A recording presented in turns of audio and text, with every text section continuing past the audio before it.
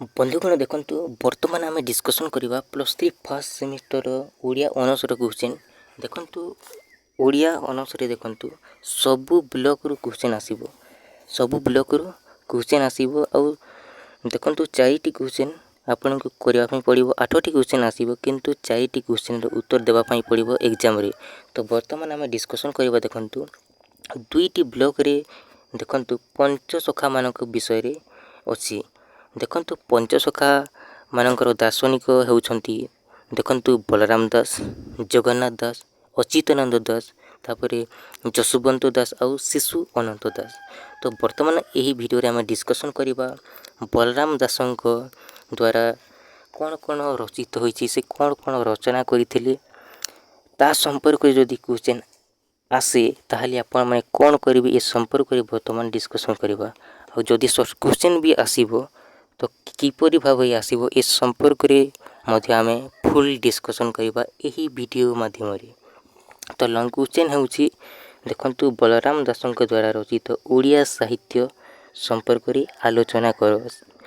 एथिरे आपण को लिखवा पई पड़िबो फर्स्ट ऑफ ऑल बलराम दासंकर परिचय देबा पई पड़िबो, देन से कौन कौन रचना करथिले जेमिति कि श्रीमद् भागवत गीता, रामायण कौन कौन रचना करथिले ए संपर्क रे लेखा पई पड़िबो। तो चलंतु देरी न करिकि आमे स्टार्ट करिबा। तो जदि चैनल रे नुआ अछंती तो चैनल को सब्सक्राइब कर देबे एमिति का वीडियोस देखिबा पई। तो चलंतु क्वेश्चन नंबर 1 देखंतु यार उत्तर आमे करिबा वर्तमान। तो फर्स्ट ऑफ ऑल केमिति लिखिबे देखंतु बुक रे जहाँ अछि ताहा लिखिले भी किछि प्रॉब्लम हेबो नाही किंतु जेते बेले लिखिबे निज भाषा रे ही लिखिबे। तो देखंतु जदि हम देखिबा फर्स्ट ऑफ ऑल जदि हम कहिबी आपन को देखंतु कोन लिखिबे बलराम दास ओडिया साहित्य रो जने उज्जवलतम ज्योतिष्क अटंती जे कि सूर्यवंशी राजा मानक शासन काल रे जन्म ग्रहण करथिले। इटा फर्स्ट ऑफ ऑल लिखिबे। देन आपण माने कोन करिवे देखंतु ओडिया रामायण रो रचयिता होचंती बलराम दास।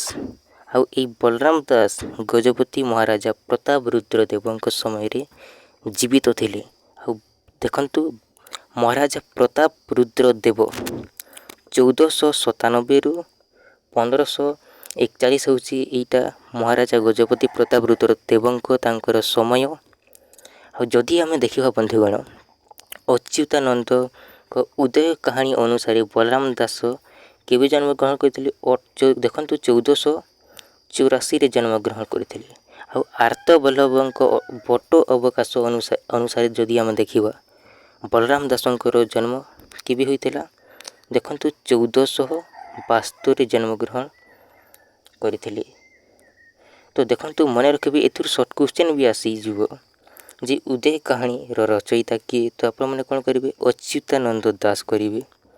आ देखंतु पट्टो अवकाश रो रचयिता किए। तो आपण माने कोन करिवे आर्त बल्लभ महांती करिवे। तो एटा को मने रखिबे देखंतु अच्युतानंद दासंकर उदय कहानी अनुसार बलराम दास 1484 ख्रीष्टाब्द धरि जन्म ग्रहण करथिले। और आर्त बल्लभ महांती बटो अवकाश अनुसार बलराम दास 1472 ख्रीष्टाब्द धरि जन्म ग्रहण करथिले। और बलराम दासंकर तांकर पितांक नाम होउची सोमनाथ महापात्र और तांक मातांक नाम होउची जमुना देवी। और अनेक केतेक व्यक्ति माने कोन कहउथिले कोन डाकुथिले तांक मातांकु महामाया बा माया देवी बोली मध्य डाकुथिले अनेक लोक माने। तापर देखंतु जदि आमे देखिबा बलराम दासंक गुप्त 36 गुप्त गीता बलराम दासंक रचित देखंतु 36 गुप्त गीतारु जणा जाए जे तांक पिता सोमनाथ महापात्र ओडिशार गजपति महाराजा प्रताप रुद्र देवंक मंत्री थिले सोमनाथ महापात्र। आ जदि आमे देखिबा बंधुगण राम दासंक दाढ़ता भक्ति रसामृत राम दासंक दाढ़ता भक्ति रसामृत अनुଯାयी जदि आमे देखिबा देखंतु सोमनाथ महापात्रंकर घर होउची पुरुषोत्तम। आ जदि आमे देखिबा बंधुगण ଯଦି ଆମେ ଦେଖିବା ଈଶ୍ୱର ଦାସଙ୍କ ଚୈତନ୍ୟ ଭାଗବତରୁ ଅନୁସାରେ ଯଦି ଆମେ ଦେଖିବା, ଦେଖନ୍ତୁ ସୋମନାଥ ମହାପାତ୍ରଙ୍କର ଘର ହେଉଛି ଯାଜପୁର ନିକଟବର୍ତ୍ତୀ ଚନ୍ଦ୍ରପୁର। ତାପରେ ଦେଖନ୍ତୁ ବନ୍ଧୁଗଣ, ବହୁତ ହି ଇମ୍ପୋର୍ଟାଣ୍ଟ ଜିନିଷ, ଏଥିରୁ ସର୍ଟ କ୍ୱେଶ୍ଚନ୍ ବି ଆସିପାରେ ଯେ ଚୈତନ୍ୟ ଭାଗବତର ରଚୟିତା କିଏ? ଈଶ୍ୱର ଦାସ। ଆଉ ଦାଢ଼ତା ଭକ୍ତି ରସାମୃତ ଯଦି କ୍ୱେଶ୍ଚନ୍ ପଚାରିବ ତ ଉତ୍ତର କ'ଣ କରିବେ? ରାମ ଦାସ କରିବେ। ତ ବନ୍ଧୁଗଣ ଦେଖନ୍ତୁ, ଆଉ ସେ ସମୟରେ ନା ଶିକ୍ଷିତ ଲୋକମାନେ ବେଦ ବେଦାନ୍ତ ଗୀତା ଭାଗବତ ଇତ୍ୟାଦି ପାଠ କରୁଥିଲେ। ଆଉ ବଳରାମ ଦାସଙ୍କ ରଚନାବଳୀରୁ ଯଦି ଆମେ ଦେଖିବା ବନ୍ଧୁଗଣ, ତ ଜାତିରେ କ'ଣ ଥିଲେ? ବଳରାମ ଦାସ ବ୍ରାହ୍ମଣ ହୋଇନଥିବାରୁ ସାଧାରଣ ଲୋକମାନଙ୍କ ପାଇଁ ଦେଖନ୍ତୁ, ସେ ସାଧାରଣ ଲୋକମାନଙ୍କ ପାଇଁ କଥା ଆଉ ସାଧାରଣ ମଣିଷଙ୍କ ପାଇଁ ଗୋଟିଏ କ'ଣ ଲେଖିଥିଲେ? ଜଗମୋହନ ରାମାୟଣ ଗୋଟିଏ ଲେଖିଥିଲେ କି ବଳରାମ ଦାସ।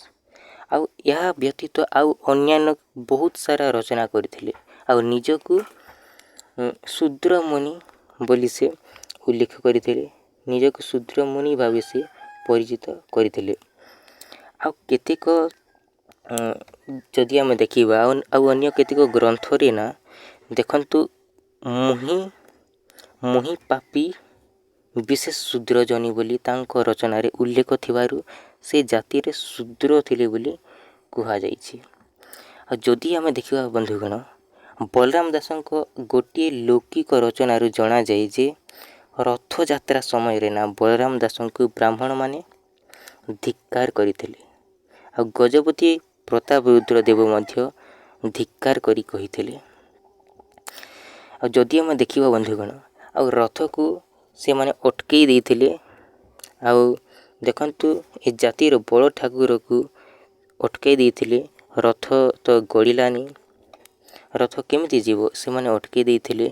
ତ ଦେଖନ୍ତୁ, ଜଗତର ବଡ଼ ଠାକୁର ଜଗନ୍ନାଥ ଦାସ ଥିଲେ, ତ ତାଙ୍କୁ ଅଟକାଇ ଦେଇଥିଲେ।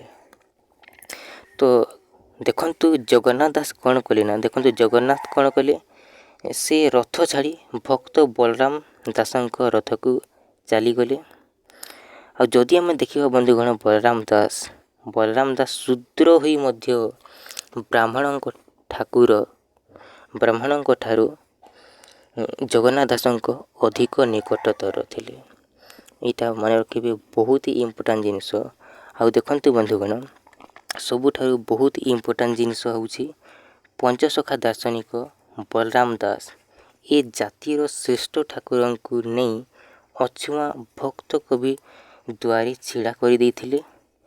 ଆଉ ମା ଠାକୁରାଣୀ ଲକ୍ଷ୍ମୀଙ୍କୁ ନେଇ ସିରିଆ ଚଣ୍ଡାଲୁଣୀ ଘରେ ଛିଡ଼ା କରିଦେଇଥିଲେ।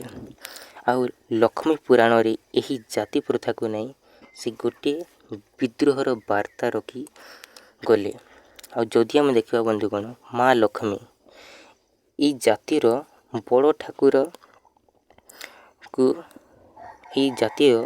ବଡ଼ ଠାକୁରଙ୍କ ପାଖରେ ସର୍ତ୍ତ ଆରୋପ କରିଥିଲେ। ଆଉ ଠାକୁରମାନେ ଏଇ ଦେଖନ୍ତୁ ମା ଲକ୍ଷ୍ମୀଙ୍କୁ ଗ୍ରହଣ କରିବାର ଉପାଖ୍ୟାନ ଏହି ଲକ୍ଷ୍ମୀ ପୁରାଣରେ ହିଁ ବର୍ଣ୍ଣିତ ହୋଇକି ରହିଛି, ଆପଣମାନେ ଦେଖିବେ। ତାପରେ ଦେଖନ୍ତୁ, ଯଦି ଆମେ ଦେଖିବା ବନ୍ଧୁଗଣ, ଜଗନ୍ନାଥ ମହାପ୍ରଭୁଙ୍କର ବଳରାମ ଦାସ ଥିଲେ ପରମ ଭକ୍ତ, ଏଇଟାକୁ ମନେ ରଖିବେ। ଆଉ ଦେଖନ୍ତୁ, ବଳରାମ ଦାସ ଆଉ ଜଗନ୍ନାଥ ମହାପ୍ରଭୁଙ୍କ ସହିତ ଲଙ୍କା ଗମନ କରିଥିବା, ଆଉ ତାଙ୍କ ରଥକୁ ଭକ୍ତି ଡୋରରେ ଅଟକାଇ ରଖିଥିବା ଇତ୍ୟାଦି କାହାଣୀମାନ ସେମାନେ କ'ଣ କରିଥିଲେ? ସେ ରଚନା କରିଥିଲେ। ତାଙ୍କ ଗ୍ରନ୍ଥମାନଙ୍କରେ ବର୍ଣ୍ଣିତ ହୋଇକି ରହିଛି। କାହାଙ୍କର? ବଳରାମ ଦାସଙ୍କର। ଆଉ ଯଦି ଆମେ ଦେଖିବା ବନ୍ଧୁଗଣ, ମହାରାଜା ପ୍ରତାପରୁଦ୍ର ଦେବ କ'ଣ କହିଥିଲେ? ଥରେ କହିଥିଲେ ଯେ ଦେଖନ୍ତୁ କ'ଣ କହିଥିଲେ? କାହାକୁ କହିଥିଲେ? ବଳରାମ ଦାସଙ୍କୁ କହିଥିଲେ। କ'ଣ କହିଥିଲେ? ଚୈତନ୍ୟ ଗୁରୁ ଯେ ମୋହର, ପରମ ଗୁରୁ ତୁମ୍ଭେ ମୋର, ଏମିତିକା କହିଥିଲେ। ତ ଯଦି ଆମେ ଦେଖିବା ବନ୍ଧୁଗଣ, ଦେଖନ୍ତୁ ଶ୍ରୀ ଚୈତନ୍ୟ 1510 ଖ୍ରୀଷ୍ଟାବ୍ଦରେ ପୁରୀ ଆସିଥିଲେ। ଆଉ ଏଇଟା ଦେଖନ୍ତୁ ଚୈତନ୍ୟ ନା ବଳରାମ ଦାସଙ୍କ ସମାନ ବୟସର ଥିଲେ। ଏମାନେ ବଳରାମ ଦାସଙ୍କ ସହ ସମାନ ବୟସ ଥିଲେ ଚୈତନ୍ୟ। ଆଉ ଦୁଇ ଜଣ ଭକ୍ତ ଆଉ ସାଧକ ଥିବାରୁ ସେମାନେ ପୁରା ବନ୍ଧୁତ୍ୱ ସ୍ଥାପିତ ହୋଇଥିଲା ତାଙ୍କର, ବଳରାମ ଦାସ ଆଉ ଚୈତନ୍ୟଙ୍କର। ଆଉ ଚୈତନ୍ୟଙ୍କ ନିର୍ଦ୍ଦେଶରେ ବଳରାମ ଦାସ ଜଗନ୍ନାଥ ଦାସଙ୍କୁ ଦୀକ୍ଷା ପ୍ରଦାନ କରିଥିଲେ। ବହୁତ ହି ଇମ୍ପୋର୍ଟାଣ୍ଟ ଜିନିଷ ମନେ ରଖିବେ। ସର୍ଟ କ୍ୱେଶ୍ଚନ୍ ବି ଆସିପାରେ ଯେ କାହାଙ୍କ ନିର୍ଦ୍ଦେଶରେ ବଳରାମ ଦାସ ଜଗନ୍ନାଥ ଦାସଙ୍କୁ ଦୀକ୍ଷା ପ୍ରଦାନ କରିଥିଲେ, ତ ଚୈତନ୍ୟଙ୍କ ନିର୍ଦ୍ଦେଶରେ କରିବେ। ଆଉ ବଳରାମ ଦାସ ତ ଗୃହୀ ବୈଷ୍ଣବ ଥିଲେ, ଆଉ ସେ ବିବାହ ବି କରିଥିଲେ, ତାଙ୍କ ପୁତ୍ରକନ୍ୟା ମଧ୍ୟ ଥିଲେ। ଆଉ ନିଜେ କବି ଦେଖନ୍ତୁ ଜଗମୋହନ ରାମାୟଣରେ ମଧ୍ୟ କହିଛନ୍ତି। ଆଉ ଦେଖନ୍ତୁ ଯଦି ଆମେ ଦେଖିବା ଦୀକ୍ଷା ଗ୍ରହଣ ପରେ ସେ ଗୃହ ତ୍ୟାଗ କରି ସେ ଏକା ଏକା ବାସ କରିବାକୁ ଲାଗିଲେ। ଆଉ ଶ୍ରୀକ୍ଷେତ୍ରରେ ଅନେକ ଦିନ ଯେଉଁ ବାସ କରିଥିବା ସମୟରେ ତାଙ୍କ ରଚନାରୁ ଜାଣିବାକୁ ମିଳିଥାଏ। ତ ଏଇଟା ଥିଲା ତାଙ୍କର କିଛି ଇମ୍ପୋର୍ଟାଣ୍ଟ ଜିନିଷ। ତାପରେ ଯଦି ଆମେ ଦେଖିବା ତାଙ୍କର ଲୋକପ୍ରିୟ ସାହିତ୍ୟ ବା କ'ଣ ସେ ରଚନା କରିଥିଲେ ତା ସମ୍ପର୍କରେ ବର୍ତ୍ତମାନ ଆମେ ଡିସ୍କସନ୍ କରିବା।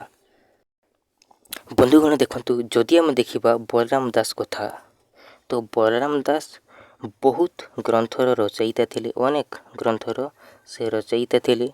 ଯଦି ଆମେ ଦେଖିବା ବନ୍ଧୁଗଣ କେମିତି ଲେଖିବେ, ଏମିତି ହେଡ଼ିଙ୍ଗ ଦେଇଦେବେ ବଳରାମ ଦାସଙ୍କ ଲୋକପ୍ରିୟ ସାହିତ୍ୟ। ଆଉ ବଳରାମ ଦାସ ଅନେକ ଗ୍ରନ୍ଥର ରଚୟିତା ଥିଲେ। ତାଙ୍କ ବିଷୟରେ ବର୍ତ୍ତମାନ କ'ଣ ରଚନା କରିଥିଲେ ସେ ସମ୍ପର୍କରେ ବର୍ତ୍ତମାନ ଆଲୋଚନା କରିବା। ନିମ୍ନରେ ଏମିତିକା ଲେଖିବେ, ଦେନ୍ ଆପଣମାନେ ଷ୍ଟାର୍ଟ କରିଦେବେ। ସେ ଜଗମୋହନ ରାମାୟଣ, ବଟ ଅବକାଶ, ଭାବ ସମୁଦ୍ର, ଲକ୍ଷ୍ମୀ ପୁରାଣ, ଶ୍ରୀମଦ୍ ଭାଗବତ ଗୀତା, ବ୍ରହ୍ମଗୀତା, ଗୁପ୍ତ ଗୀତା, ବେଦାନ୍ତ ସାର, ଗୁପ୍ତ ଗୀତା, ଏମିତିକା 10ଟି ଲେଖିଦେବେ। ଆଉ ଇତ୍ୟାଦି ଲେଖିଦେବେ। ଲେଖିଲା ପରେ କ'ଣ କରିବେ ଦେଖନ୍ତୁ, ଆଉ କ'ଣ ରହିଛି ଦେଖନ୍ତୁ। ଶରୀର ଭୂଗୋଳ, ବ୍ରହ୍ମାଣ୍ଡ ଭୂଗୋଳ, ତାପରେ ଗଣେଶ ବିଭୂତି, ଜ୍ଞାନ ଚୂଡ଼ାମଣି, ମୃଗୁଣୀ ସ୍ତୁତି, ଦୁର୍ଗା ସ୍ତୁତି, ତୁଲା ଭୀଣା, ବହୁତ କିଛି ରହିଛି। ତ 10ଟି ଲେଖିଦେବେ, ନହେଲେ 2ରୁ 3ଟି ଲେଖିଦେବେ, ଆଉ ଇତ୍ୟାଦି ଲେଖିଦେବେ। ତାପରେ ଯେତେବେଳେ ଆଲୋଚନା କରିବେ ସେଇ ଟାଇମ୍ରେ ଆପଣମାନେ ଲେଖିବେ। ହେଡ଼ିଙ୍ଗ ଦେଇଦେବେ ଜଗମୋହନ ରାମାୟଣ। ହେଡ଼ିଙ୍ଗ ଦେଲା ପରେ କ'ଣ ଲେଖିବେ ଦେଖନ୍ତୁ। ଏଗୁଡ଼ିକ ଏତେ ସାରା ଲେଖିବାର କିଛି ନିଡ୍ ନାହିଁ, କେବଳ ଇମ୍ପୋର୍ଟାଣ୍ଟ ଜିନିଷକୁ ଲେଖିବେ। ଦେଖନ୍ତୁ ଫାଷ୍ଟ ଅଫ୍ ଅଲ୍ କ'ଣ ଲେଖିବେ ନା, ବଳରାମ ଦାସ ଏହି ରାମାୟଣ ଦାଣ୍ଡି ରାମାୟଣ ନାମରେ ପରିଚିତ କରିଥିଲେ। ମାନେ ଦେଖନ୍ତୁ ଜଗମୋହନ ରାମାୟଣ, ଦେଖନ୍ତୁ ବଳରାମ ଦାସଙ୍କ ଏହି ଜଗମୋହନ ରାମାୟଣ ଦାଣ୍ଡି ରାମାୟଣ ନାମରେ ମଧ୍ୟ ପରିଚିତ। ଆଉ ଯଦି ଆମେ ଦେଖିବା ଦେଖନ୍ତୁ ବନ୍ଧୁଗଣ, ଏହି ଗ୍ରନ୍ଥଟି ଦାଣ୍ଡି ବୃତ୍ତରେ ରଚିତ ହୋଇଥିବାରୁ ଏପରି ଭାବରେ ନାମକରଣ କରାଯାଇଛି। ଯଦି ଆପଣଙ୍କୁ ସର୍ଟ କ୍ୱେଶ୍ଚନ୍ ପଚାରିବ ତ ଜଗମୋହନ ରାମାୟଣ ଦେଖନ୍ତୁ କେଉଁ ବୃତ୍ତରେ ରଚିତ ହୋଇଛି, ତ ଆପଣମାନେ କ'ଣ କରିବେ, ଦାଣ୍ଡି ବୃତ୍ତରେ ରଚିତ ହୋଇଛି। ତାପରେ ଦେଖନ୍ତୁ, ଆଉ ଏଇ ଜଗମୋହନ ରାମାୟଣ ହେଉଛି ବଳରାମ ଦାସଙ୍କର ଓଡ଼ିଆ ରାମାୟଣ, ଏମିତିକା ଲେଖିବେ। ତାପରେ ଦେଖନ୍ତୁ ଯଦି ଆମେ ଦେଖିବା ଦେଖନ୍ତୁ ବାଲ୍ମୀକି ରାମାୟଣ ଆଉ ଜଗମୋହନ ରାମାୟଣ ଯଦି ଆମେ ଦେଖିବା, ଏଇଟା ଓଡ଼ିଆ ଭାଷାରେ ପ୍ରକାଶିତ ହୋଇଛି। ବାଲ୍ମୀକି ରାମାୟଣ ହୋଇଗଲା, ଜଗମୋହନ ରାମାୟଣ ହୋଇଗଲା, ଏଇଟା ଓଡ଼ିଆ ଭାଷାରେ ଏ ପର୍ଯ୍ୟନ୍ତ ପ୍ରକାଶିତ ହୋଇଛି। ଆଉ ରାମଚରିତ ମାନସ ଯଦି ଆମେ ଦେଖିବା, ଆଉ ଏମିତିକା ପ୍ରଧାନ ପୌରାଣିକ ଗ୍ରନ୍ଥ ହେଉଛି ଜଗମୋହନ ରାମାୟଣ। ଯଦି ଆମେ ଦେଖିବା ବନ୍ଧୁଗଣ ଦେଖନ୍ତୁ, ଆଉ ଗୋଟେ ଦେଖନ୍ତୁ ବହୁତ ଇମ୍ପୋର୍ଟାଣ୍ଟ ଜିନିଷ ଲେଖିବେ। କ'ଣ ଏଇ ଦେଖନ୍ତୁ ଏଇ ଜଗମୋହନ ରାମାୟଣରେ 7ଟି କାଣ୍ଡ ରହିଛି। କ'ଣ ରହିଛି, ଆଦି କାଣ୍ଡ, ଆଉ ଗୋଟେ ଦେଖନ୍ତୁ ଅଯୋଧ୍ୟା କାଣ୍ଡ, ଆଉ ଗୋଟେ ଆରଣ୍ୟକ କାଣ୍ଡ, ତାପରେ ଆଉ କ'ଣ ରହିଛି ଦେଖନ୍ତୁ କିଷ୍କିନ୍ଧ୍ୟା କାଣ୍ଡ, ଆଉ କ'ଣ ରହିଛି ସୁନ୍ଦରା କାଣ୍ଡ, ଆଉ କ'ଣ ରହିଛି ଯୁଦ୍ଧକାଣ୍ଡ, ଆଉ କ'ଣ ରହିଛି ଉତ୍ତରାକାଣ୍ଡ। କିନ୍ତୁ ସବୁକିଛି ଲେଖିବାର କିଛି ନିଡ୍ ନାହିଁ। ଫାଷ୍ଟ ଅଫ୍ ଅଲ୍ ଲେଖିଦେବେ, ଏଥିରେ ଲେଖିବେ ଯେ ରାମାୟଣ ବା ଓଡ଼ିଆ ରାମାୟଣ ମୂଳ ସଂସ୍କୃତ ରାମାୟଣର ଅବିକଳ ଅନୁବାଦ ନୁହେଁ। ଏଇଟା ମୂଳ ରାମାୟଣର ଶ୍ରୀ ରାମଚନ୍ଦ୍ର ବିଷ୍ଣୁଙ୍କର 10 ଅବତାର ମଧ୍ୟରେ ଏଇଟା ଅନ୍ୟତମ ଅଟେ। ଏଇ ଜଗମୋହନ ରାମାୟଣ ଯଦି ଆମେ ଦେଖିବା ବନ୍ଧୁଗଣ, ବହୁତ ଇମ୍ପୋର୍ଟାଣ୍ଟ ସର୍ଟ କ୍ୱେଶ୍ଚିନ୍ ଆସିପାରେ ଯେ ରାମଚରିତ ମାନସର ରଚୟିତା କିଏ? ତ ଉତ୍ତର କ'ଣ କରିବେ? ତୁଳସୀ ଦାସ। ରାମଚରିତ ମାନସର ରଚୟିତା ହେଉଛନ୍ତି ତୁଳସୀ ଦାସ। ଆଉ ଦେଖନ୍ତୁ ଏଇ ଗ୍ରନ୍ଥରେ ଏଇ ଦେଖନ୍ତୁ ଜଗମୋହନ ରାମାୟଣ, ଏଇ ଜଗମୋହନ ରାମାୟଣରେ ଏଇ ଗ୍ରନ୍ଥରେ 7ଟି କାଣ୍ଡ ରହିଛି ଲେଖିବେ। ଓଡ଼ିଆ ରାମାୟଣରେ ମଧ୍ୟ 7ଟି କାଣ୍ଡ ରହିଛି, କିନ୍ତୁ ଓଡ଼ିଆ ରାମାୟଣର ବଳରାମ ଦାସ କାଣ୍ଡକୁ ଆଦିକାଣ୍ଡ ଆଉ ଯୁଦ୍ଧକାଣ୍ଡକୁ ଦେଖନ୍ତୁ ଲଙ୍କାକାଣ୍ଡ ଭାବରେ ନାମିତ କରିଛନ୍ତି। ବଳରାମ ଦାସ କ'ଣ କରିଛନ୍ତି ଦେଖନ୍ତୁ, ବାଲକାଣ୍ଡକୁ ଆଦିକାଣ୍ଡ ଆଉ ଯୁଦ୍ଧକାଣ୍ଡକୁ ଲଙ୍କାକାଣ୍ଡରେ ନାମିତ କରିଛନ୍ତି। ଏଇଟାକୁ ଲେଖିବେ। ଦେନ୍ ଦେଖନ୍ତୁ ଆଉ ଗୋଟେ ଯିବେ, ଏମିତିକା ଲେଖିବେ। ଆଉ ଯେତେବେଳେ ଆଲୋଚନା କରିବା ପାଇଁ କହିଛି, ତାମାନେ ଏଥିରେ ବର୍ଣ୍ଣ ଚାତୁରୀ ଲେଖିବାର କିଛି ନିଡ୍ ନାହିଁ। ଆପଣମାନେ ଲେଖିଦେବେ କେବଳ ବଳରାମ ଦାସଙ୍କ ଦ୍ୱାରା ରଚିତ ରାମାୟଣ ଦାଣ୍ଡିବୃତ୍ତରେ ହିଁ ରଚିତ ହୋଇଛି। ତାପରେ ନେକ୍ସଟକୁ ଯିବେ ଆପଣମାନେ 2 ନମ୍ବର କ'ଣ ଲେଖିବେ ଦେଖନ୍ତୁ ବେଦାନ୍ତ ସାର ଗୁପ୍ତ ଗୀତା। ଏଥିରେ କ'ଣ ଲେଖିବେ ଦେଖନ୍ତୁ, ଏ ବେଦାନ୍ତ ସାର ଗୁପ୍ତ ଗୀତା ଏହାର ରଚୟିତା ହେଉଛନ୍ତି ବଳରାମ ଦାସ। ଏହି ଗ୍ରନ୍ଥରେ ବଳରାମ ଦାସ ଦେଖନ୍ତୁ ବେଦାନ୍ତ ସମର୍ଥିତ ଜ୍ଞାନ ମିଶ୍ରା ଭକ୍ତି ଯୋଗ ଏହି ଗ୍ରନ୍ଥରେ ରହିଛି। କ'ଣ ରହିଛି? ବେଦାନ୍ତ ସମର୍ଥିତ ଜ୍ଞାନ ଏହି ଗ୍ରନ୍ଥରେ ରହିଛି। ଦେଖନ୍ତୁ ଯଦି ଆମେ ଦେଖିବା ବନ୍ଧୁଗଣ, ଯଦି ଆମେ ଦେଖିବା ଏହି ଗ୍ରନ୍ଥରେ ଦେଖନ୍ତୁ ଅଙ୍ଗନ୍ୟାସ, ଆସନ, ତତ୍ତ୍ୱଜ୍ଞାନ, ଶରୀରଭେଦ, ବ୍ରାହ୍ମଣ ରହସ୍ୟ ଏଥିରେ ସରଳ ଭାବରେ ବୁଝାଯାଇଛି। କେଉଁଥିରେ? ବେଦାନ୍ତ ସାର ଗୁପ୍ତ ଗୀତାରେ। ତ ଯଦି ଆମେ ଦେଖିବା ବନ୍ଧୁଗଣ, ବହୁତ ଇମ୍ପୋର୍ଟାଣ୍ଟ ଜିନିଷ ଅଟେ। ତାପରେ ଆଉ କ'ଣ ଲେଖିବା ପାଇଁ ପଡ଼ିବ ଏଥିରେ? ଯେତେବେଳେ ଲଙ୍ଗ କ୍ୱେଶ୍ଚିନ୍ ଲେଖିବେ ଦେଖନ୍ତୁ ବହୁତ ଇମ୍ପୋର୍ଟାଣ୍ଟ ଜିନିଷ। ତାପରେ ଲେଖିବେ ଯେ ଏହି ଗ୍ରନ୍ଥଟି 32 ଅଧ୍ୟାୟ ବିଶିଷ୍ଟ ରହିଛି। ଏହି ଗ୍ରନ୍ଥଟି 32 ଅଧ୍ୟାୟ ବିଶିଷ୍ଟ ରହିଛି। ଆଉ ପ୍ରତ୍ୟେକ ଅଧ୍ୟାୟ ନବାକ୍ଷରୀ ବୃତ୍ତରେ ରଚିତ ହୋଇଛି। ଆଉ ଭାଷା ସରଳ ଆଉ ସୁମଧୁର ସହଜ ରହିଛି। ଦେନ୍ ଆପଣମାନେ କ'ଣ ଲେଖିବେ? ଭାବ ସମୁଦ୍ର ହେଡ଼ିଂ ଦେଇଦେବେ। ଆଉ କ'ଣ ଲେଖିବେ? ଏହି ଗ୍ରନ୍ଥ କିଏ ରଚନା କରିଥିଲେ? ବଳରାମ ଦାସ ରଚନା କରିଥିଲେ। ଆଉ ଦେଖନ୍ତୁ ଏହି ଗ୍ରନ୍ଥରେ ଭକ୍ତ ଆଉ ଭଗବାନଙ୍କର ଅଭେଦ ସମ୍ପର୍କରେ ଏଥିରେ ବର୍ଣ୍ଣନା କରାହେଇଛି।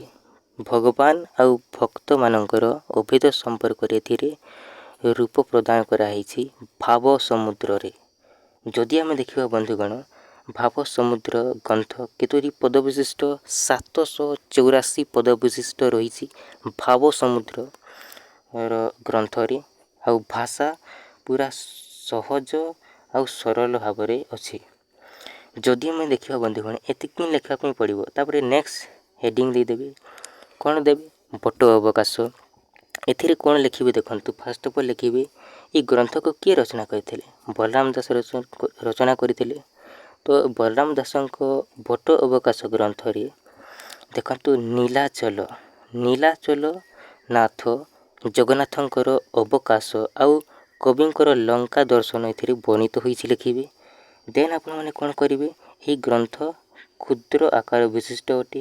ଆଉ ଦେଖନ୍ତୁ ଏହି ଗ୍ରନ୍ଥଟି ଦାଣ୍ଡି ବୃତ୍ତରେ ଆଉ ଲାଳିତ୍ୟପୂର୍ଣ୍ଣ ଭାଷାରେ ରଚିତ ହୋଇଛି।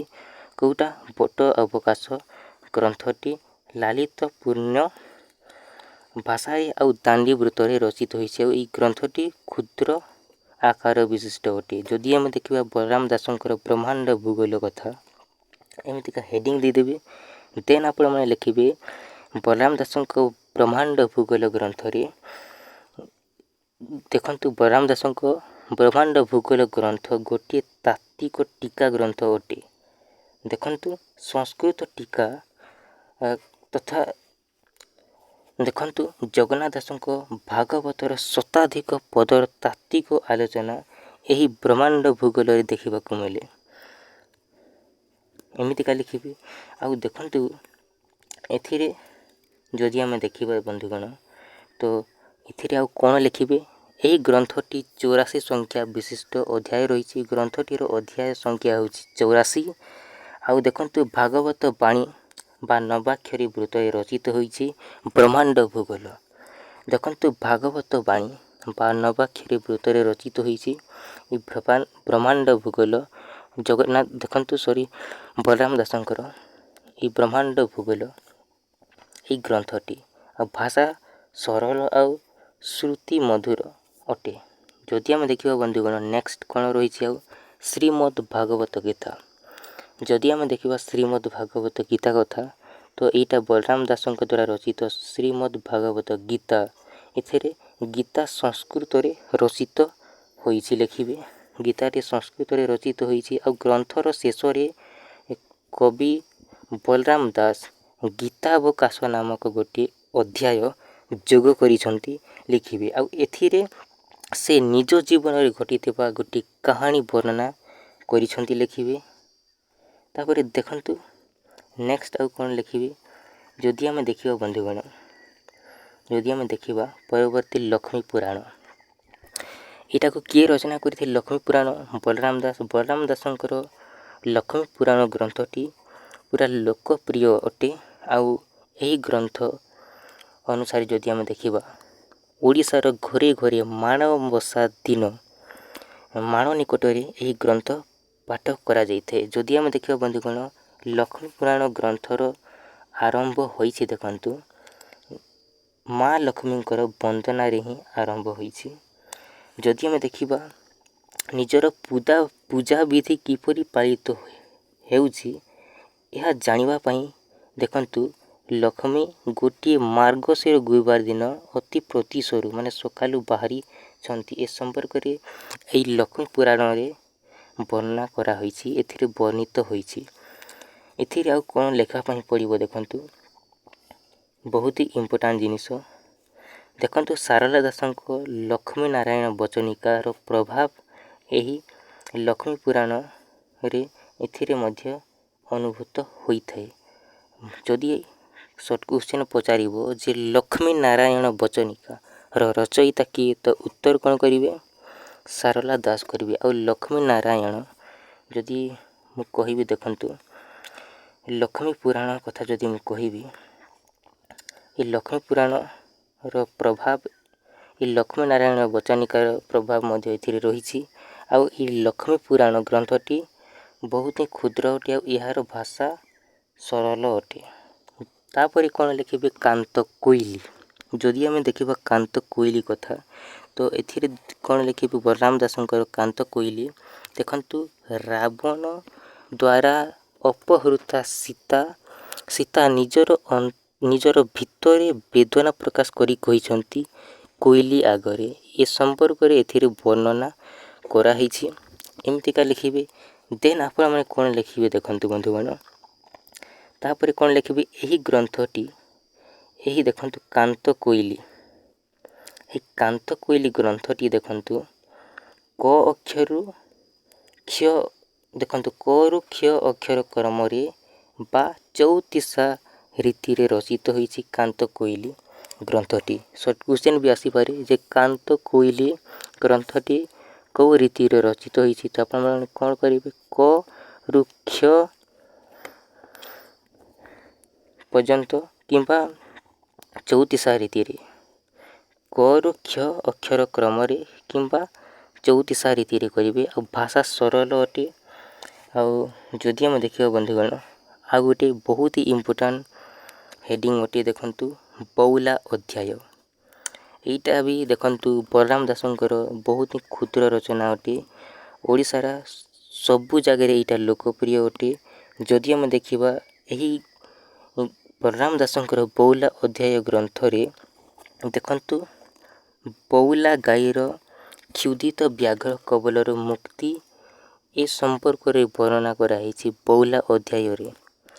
आ जदि आम देखा बंधुगण आ कौन लिखापी पड़ो देखु 143 पद विशिष्ट रचना कराई। एथिरे जदि आम देखा बंधुगण 143 पद विशिष्ट रही बौला अध्याय ये ग्रंथटी। यहाँ को मन रखिए आ भाषा सरल भाव रही। तापर देखु बंधुगण आ गोटे रही मृगुण स्तुति। यहीटा भी बलराम दास वर्णना करते। आउ सर्ट क्वेश्चन कौन पचारे देखु ये मृगुण स्तुति ये मृगुण स्तुति ग्रंथटी बलराम दासंकर क्यों कथोपकथन छल रचित होईछि। तो आपण मैंने कौन करेंगे सुख परीक्षित कथोपकथन छल रचित होईछि। मृगुण स्तुति ग्रंथटी बलराम दासंकर सुख परीक्षित कथोपकथन छल रचित होईछि। तापर जदि आम देखा बंधुगण तापर देखु नेक्स्ट आ कौन लिखिबे ग्रंथटी बहुत ही क्षुद्र अटे भाषा सरल अटे एमतीका लिखिबे। आ जदि आम देखा यही विषय वस्तु भागवतर मृगुण स्तुति उपाख्यान को अनुसरण करिछि। जदि आम देखा बंधुगण जदि आम देखा मृगुण स्तुति ग्रंथ बलराम दासंकर देखु यही विषय वस्तु भागवतर मृगुण स्तुति उपाख्यान को अनुसरण करिछि। तापर जदि आम देखा बंधुगण अति बड़ी जगन्नाथ दासंकर मध्य एईटा गोटे रचना थिबार जना जे ये मृगुण स्तुति जगन्नाथ दासंकर मध्य रही। तापर देखु अमर कोश गीता बहुत ही इम्पोर्टाट जिनस बलराम दासंकर अमर कोश गीता ग्रंथ रे सृष्टि प्रक्रिया पिंड ब्रह्मांड तत्व शून्यवाद पंचभूतादि ए संपर्क रे वर्णना कराई। जदि आम देखा सृष्टि प्रक्रिया संपर्क देखु एथिरे कुहा जाइछि जे ओकारु विश्वर उत्पत्ति घटी ओ कारु अर्धमात्रा आउ अर्धमात्रार बिंदु उत्पत्ति होइछि बोली वर्णना करा होइछि। आ बहुत ही इम्पोर्टाट जिनिस शरीर रो इडा पिंगला सुषुम्ना नाड़ी ये तीनोटी को गंगा जमुना सरस्वती बोली कुहा जाइछि। आ जदि आम देखा यही अमर कोश गीता 10टी अध्याय रे विभक्त कराई। अमर कोश गीता बलराम दासंकर यहाँ 10टी अध्याय रे विभक्त कराई। आ जदि आम देखा भाषा बहुत ही सरल भाव वर्णना कराई। यही ग्रंथटी नवाक्षरी छंद आ भागवत बाणी रे व्यवहृत होइछि। देखु बहुत ही इम्पोर्टाट अटे अमर कोश गीता यहाँ नवाक्षरी छंद बा भागवत बाणी रे व्यवहृत होइछि। तापर देखु बंधुगण एतिकी थिला यहाँ बलराम दासंकर कौन कौन रचना करते ए संपर्क रे जदि क्वेश्चन पचार तो एपरी भाव में लिखे। आईटा देखु तांकर संस्कृति विषय जदि पचार सांस्कृतिक धार्मिक एमतीका जदि क्वेश्चन पचार तो ये संपर्क रे यही गुड़िक टिके देखापी पड़ो। तो ये संपर्क रे सबकि डिस्कसन करवा तो बर्तमान एतिकी रखा आहरी वीडियो नहीं कि आसबि। सो बर्तमान एतिकी नेक्स्ट वीडियो आहरी नहीं कि आसबि। देखु बंधुगण चैनल नुआ अच्छा तो चैनल को सब्सक्राइब करदे बेल आइकन को प्रेस करके सब बेले ऑल नोटिफिकेशन को ऑन करके रखिदेवे। तो चलते वीडियो केमी लगे कमेंट करके निहाती जनइबे। So thank you so much. Jai Hind बंधुगण।